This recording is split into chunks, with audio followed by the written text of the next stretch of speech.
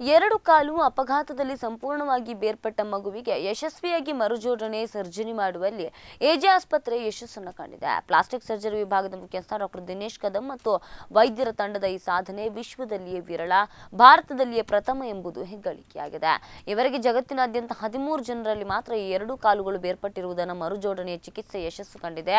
ಹಾಗೂ ಮೊಣಕಾಲಿನ ಮೇಲ್ಭಾಗದಿಂದ ಕತ್ತರಿಸಿದ ಕಾಲನ್ನ ಯಶಸ್ವಿಯಾಗಿ ಮರುಜೋಡಿಸುವುದು ಈ ವಯಸ್ಸಿನ ಮಗುವಿನಲ್ಲಿ ಪ್ರಥಮವಾಗಿದೆ ಎಂದು ಪ್ಲಾಸ್ಟಿಕ್ ಸರ್ಜರಿ ವಿಭಾಗದ ಮುಖ್ಯಸ್ಥ ಡಾಕ್ಟರ್ ದಿನೇಶ್ ಕದಂ ಹೇಳಿದ್ದಾರೆ.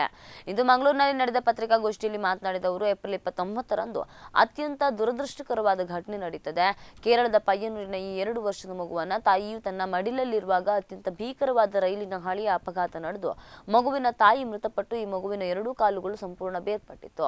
ರೈಲಿನ ಹಳಿಯಲ್ಲಿ ರಕ್ತದ ಮಡುವಿನಲ್ಲಿ ಬಿದ್ದಿದ್ದ ಮಗುವನ್ನು ನೋಡಿದ ಕೆಲವು ಸಾರ್ವಜನಿಕರು ರೈಲ್ವೆ ಪೊಲೀಸಿನ ಸಹಾಯದಿಂದ ಹತ್ತಿರದ ಆಸ್ಪತ್ರೆಗೆ ಕೊಂಡೊಯ್ದರು.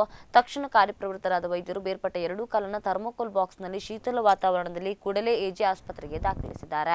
ಯಾವುದೇ ಸಂಬಂಧಿಕರು ಗೊತ್ತಿಲ್ಲದ ಕಾರಣ ಈ ಅಜ್ಞಾತ ಮಗುವಿಗೆ ಚಿಕಿತ್ಸೆ ನೀಡಲು ರೈಲ್ವೆ ಪೊಲೀಸ್ ಇಲಾಖೆ ಅನುಮತಿ ಪಡೆದು ಚಿಕಿತ್ಸೆ ನೀಡಲು ಎಜೆ ಆಸ್ಪತ್ರೆ ಮುಂದಾಗಿತ್ತು.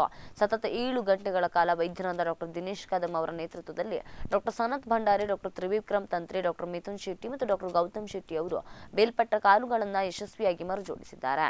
ನಂತರ ಮಗುವಿನ ತಂದೆ ಹಾಗೂ ಸಂಬಂಧಿಕರ ಸಂಪರ್ಕದಿಂದ ಸಾಧ್ಯವಾಯಿತು.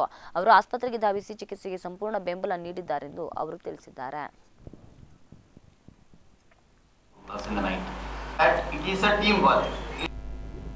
ಜನಕವಾದ ಒಂದು ಕತೆ.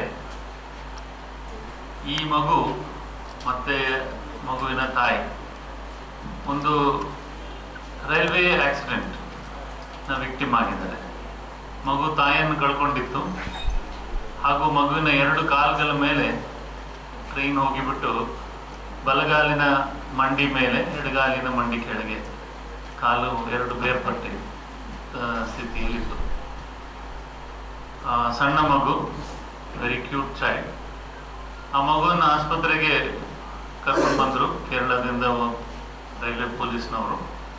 ಬೇರ್ಪಟ್ಟ 2 ಕಾಲುಗಳನ್ನು ಪ್ಲಾಸ್ಟಿಕ್ ಚೀಲದಲ್ಲಿ ಹಾಕಿ ಐಸಲ್ಲಿ ಇಟ್ಟುಕೊಂಡು ತಗೊಂಡು ಬಂದಿದ್ದಾರೆ.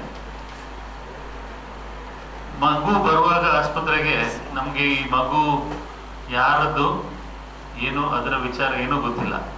It has come as an unknown child to the hospital. ಆಸ್ಪತ್ರೆಗೆ ಬರುವಾಗ ಎಲ್ಲರೂ ನಾವು ಫಸ್ಟಿಗೆ ನೋಡ್ಕೋಬೇಕು ಯಾರು